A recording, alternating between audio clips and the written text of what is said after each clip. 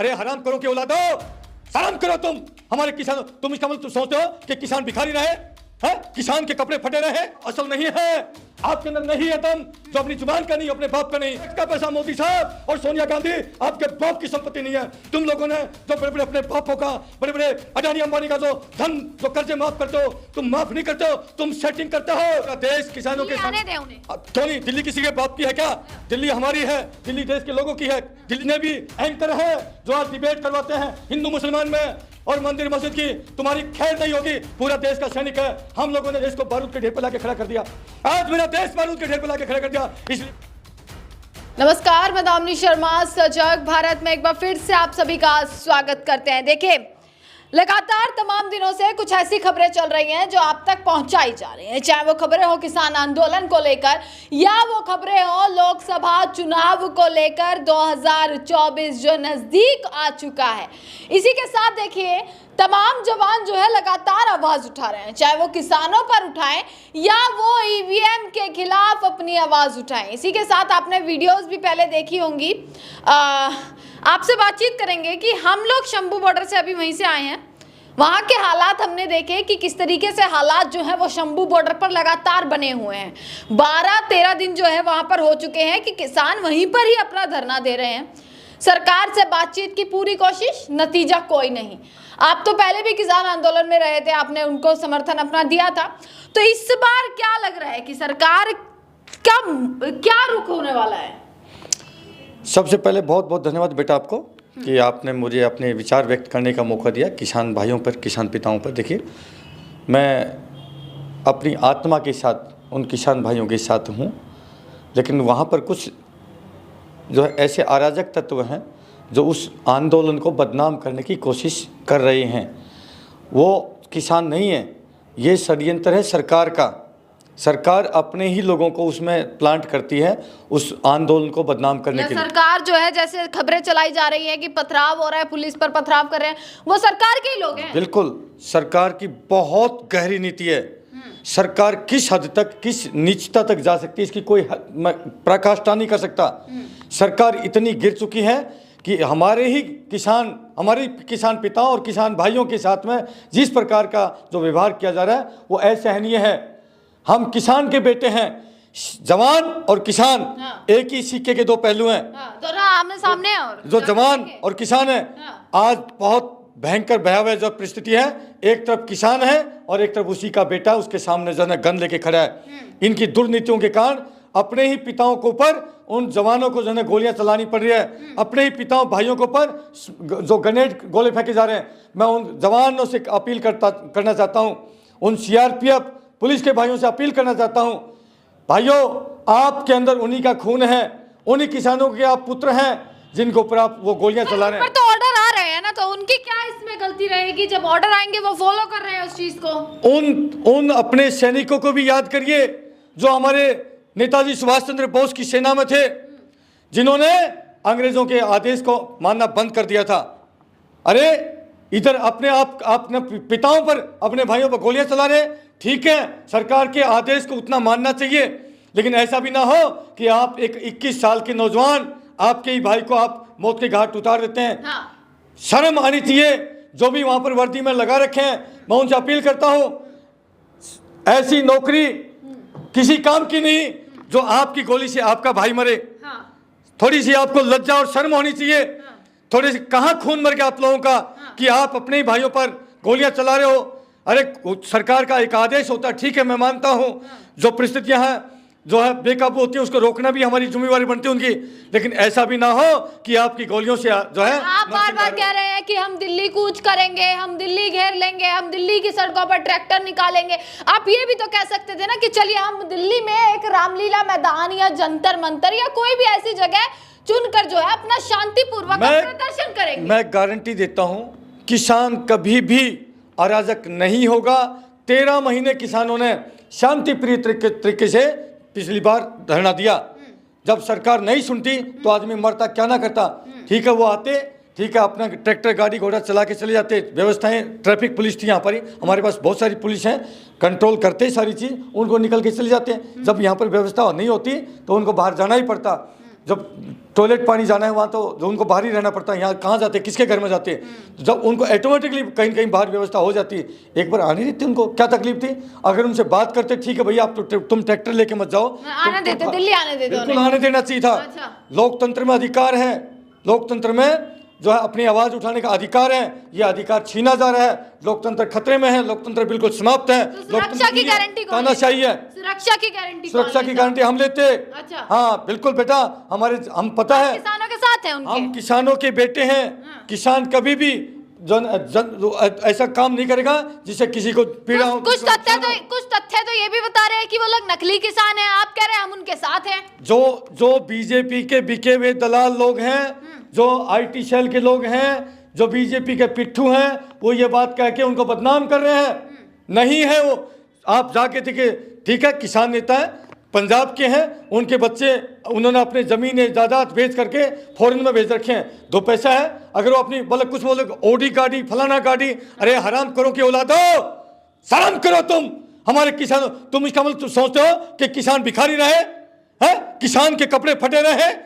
उन्होंने अपने बच्चों को, हिंदुस्तान में तो नौकरी है नहीं, हिंदुस्तान में कोई ऐसा धंधा नहीं है, उन्होंने अपने बच्चों को फॉरेन में विदेश में भेज करके, कह रहे बड़ी बड़ी गाड़ियां हैं, सबके हाथ में आईफोन वहां पर मिलेंगे आपको, अगर आप देखने को मिलेंगे आपको बॉर्डर पर। ये जो बीजेपी के दलाल हैं, देश को लूट के खाने वाले हैं, इनके पास ओडी गाड़ियां हो, इनके पास बड़ी बड़ी फॉर्च्यूनर गाड़ियां हो, बड़े बड़े कसीने हो, वो ठीक है। लेकिन किसान अगर ठीक से सुख से खा ले तो उनके पेट में दर्द होता है, गद्दारों के पेट में।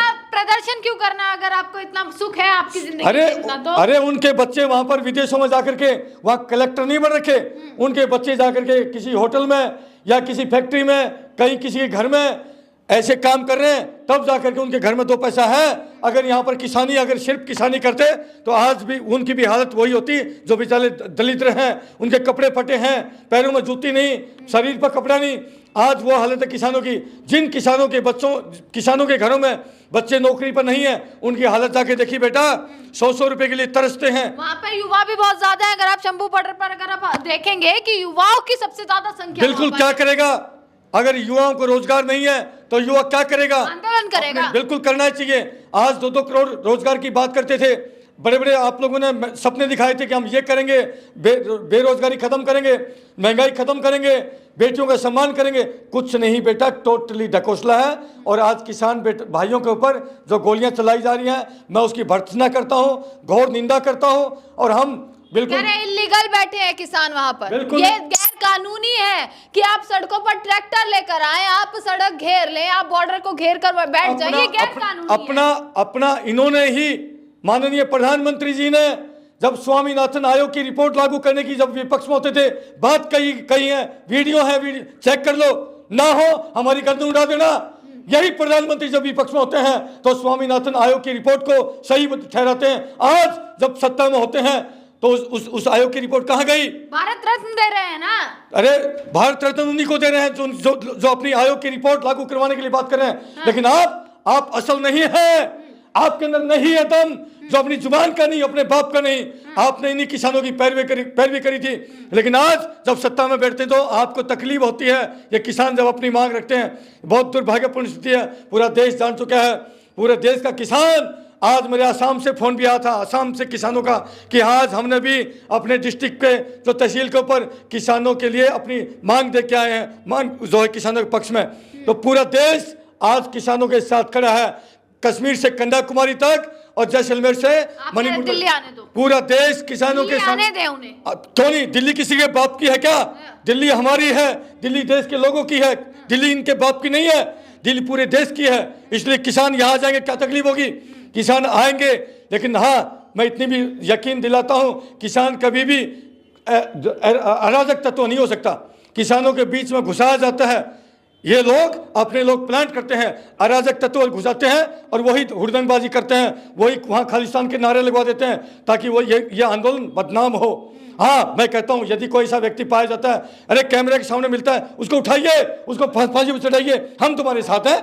अगर कोई खालिस्तान, अगर कोई इस प्रकार की अराजकता करता है, उसको चढ़ाइए फांसी पर, हम तुम्हारे साथ देंगे सरकार का, क्योंकि हम अराजक नहीं है। हम शांति प्रिय लोग हैं, हम डिसिप्लिन से इस कब वर्दी जाएंगे शंभू बॉर्डर? बिल्कुल जाएंगे, क्यों नहीं जाएंगे। कब जाएंगे हम मतलब? अपने भाई हैं, हमारी बहुत सारी मीटिंग है। भारतीय जवान किसान पार्टी का मैं राष्ट्रीय कार्यवाहक अध्यक्ष हूँ, हमारी बहुत सारी मीटिंग शेड्यूल चल रहे हैं। जैसे ही मैं फ्री होऊंगा अपने भाइयों के साथ जरूर जाऊंगा। किसानों के नाम पर पार्टी बनाई है, किसानों का दिल से समर्थन है भी। बेटा मैं तो किसान का ही बेटा हूँ, किसान का ही पुत्र आपको होना चाहिए था वहां पर उनके बिल्कुल। साथ। हम गए भी हैं, पिछली बार भी 13 महीने चला तो गाजीपुर बॉर्डर पे हमने बाकायदा पूर्ण रूप से वहां पर पूरा समय दिया। अभी हम किसी कारणवश हमारी मीटिंग हमारी शेड्यूल बिजी थे, लेकिन अभी हमारे वहां पर कोऑर्डिनेशन है, हमारे वहां पंजाब के साथी हैं, वहां पर हम उनके साथ में बिल्कुल हमारे पूरे देश का फौजी अपने किसान भाइयों के साथ में। कुछ फौजी आदमी हैं जो कि पार्टियों में दलाली कर रहे हैं, मैं उनको भी कहूँगा भाइयों शर्म करो, शर्म करो कि आप आज बीजेपी के प्रवक्ता बनकर के अपने किसान पिताओं के बारे में आप गलत बात करो। हाँ, वहां पर कोई गलत करता है उसका हम बिल्कुल घोर विरोध करेंगे, कोई अराजकता फैलाता है हम उसका बिल्कुल साथ नहीं देंगे। सरकार आधी बातें तो मान ही रही है ना, अगर कुछ चीजें वो मान रही है तो किसान जो है इस चीज पर क्यों अड़े हुए हैं कि हम तो तुरंत जो है सभी की सभी मांगे मनवा कर जाएंगे। समय होता है।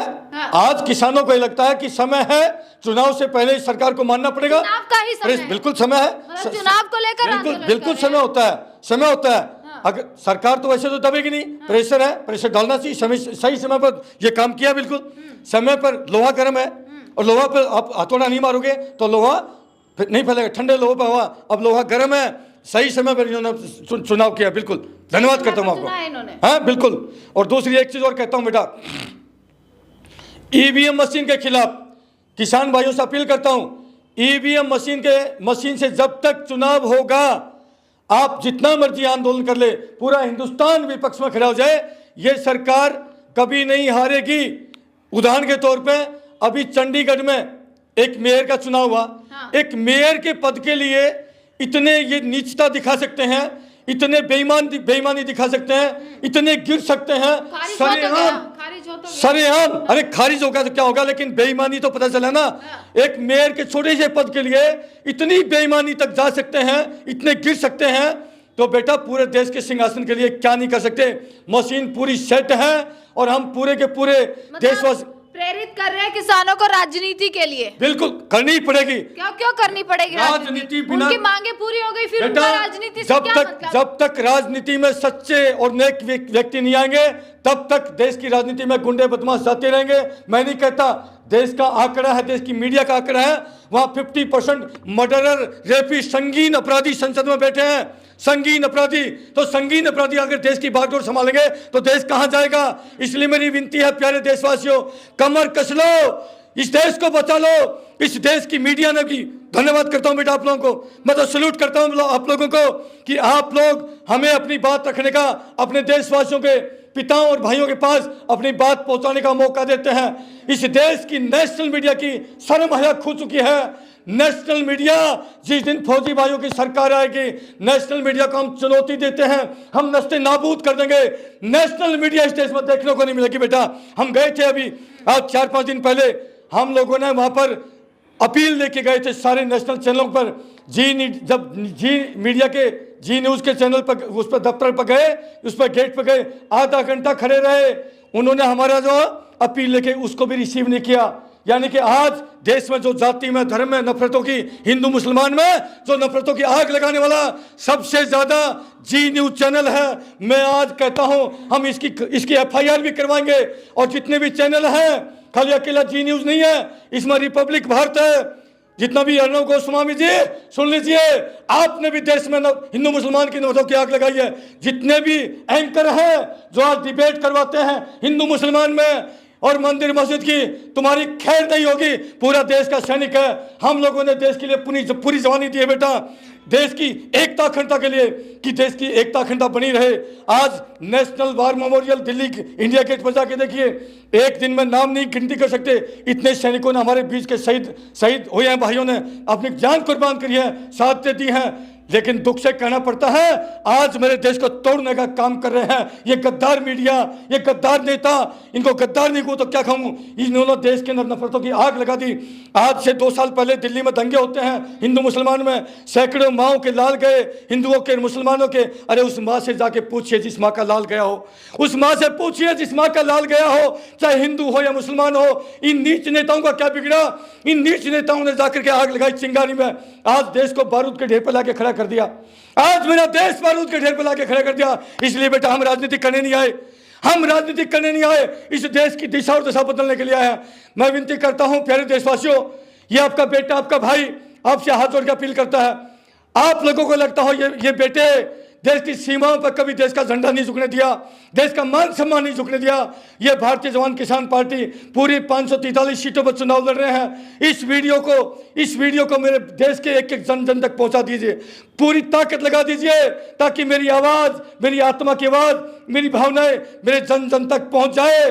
अरे छोड़ दीजिए नेशनल मीडिया की जरूरत नहीं हमें आप जैसी बेटियां, आप जैसे पत्रकार।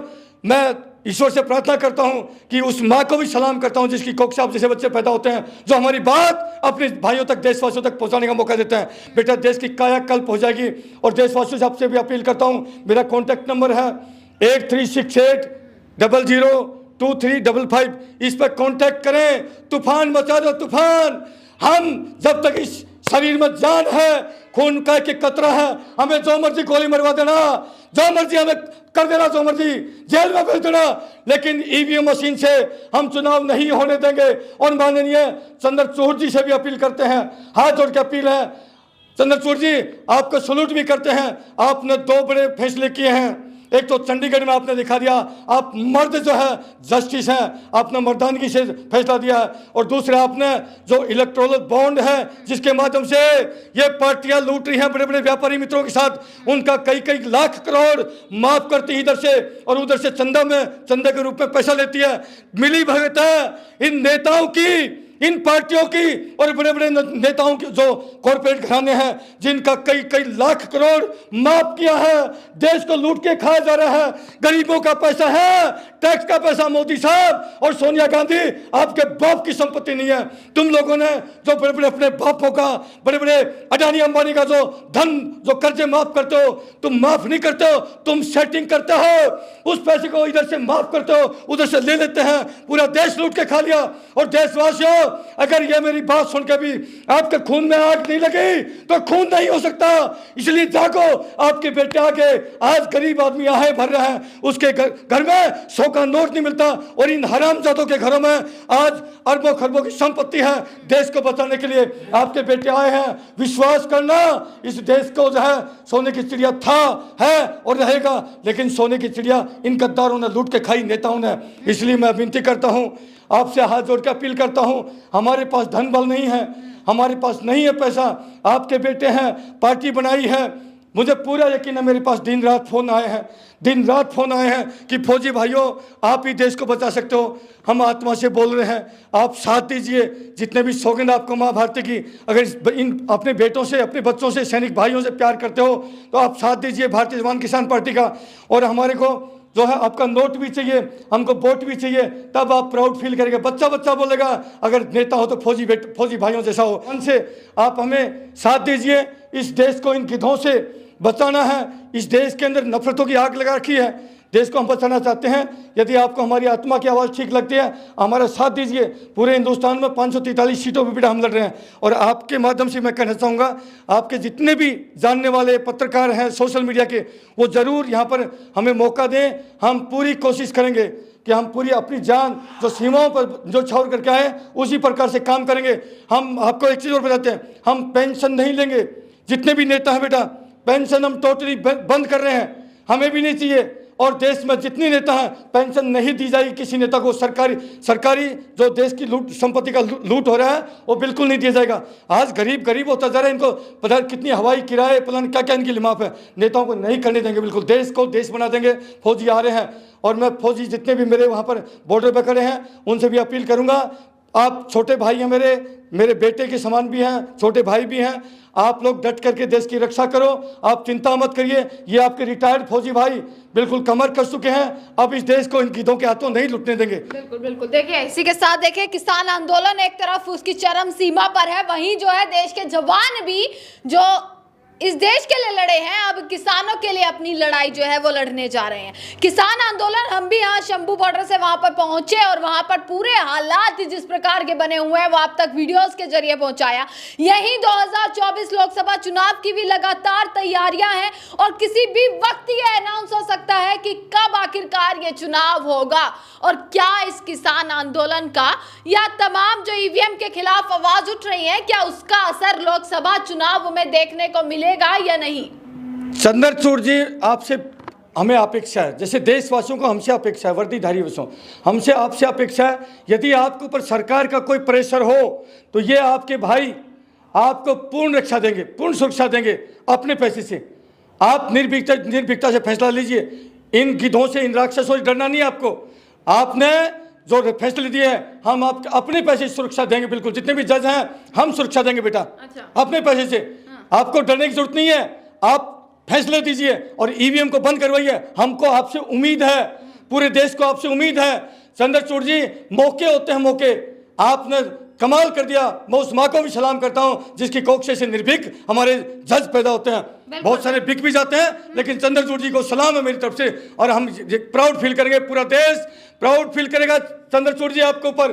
पूरा देश आपके ऊपर नाज करेगा कि कोई था माँ का पूत, हमारा देश का सुप्रीम कोर्ट का चीफ जस्टिस जिसने ईवीएम मशीन को बंद करे, इतिहास में नाम लिखा जाएगा आपका। और ये मौका किसी किसी विडले को मिलता है, किसी किसी किस्मत वाले को मिलता है और आप कर सकते हैं। इसलिए मेरी विनती है, ये मेरा वीडियो इतना फैलाइए कि माननीय चीफ जस्टिस चंद्रचूड़ जी के पास के इस फौजी भाई का वीडियो पहुंचना चाहिए।